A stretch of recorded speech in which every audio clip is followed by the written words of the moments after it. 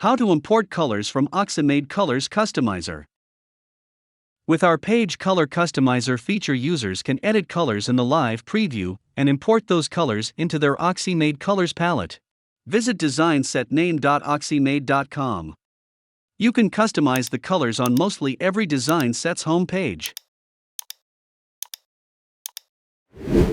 Let's get started. Click on Import Export Colors. Now click on Color Palette Generator. By default, it will take you to the Megaset homepage. Click on the Colors Customizer button to edit this page's colors. It opens the Color Customizer panel. Click on each color and edit it. Now I'm selecting the first color and changing it to orange. Close the color box to apply. Like this, we have to change each and every color. After completing, click on Copy button to copy the colors. Click on OK. Thanks, and let's go back to our website.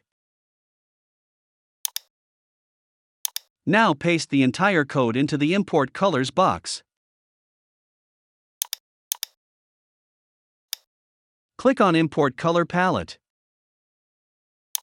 The colors have been successfully imported from Colors Customizer. Thank you for watching.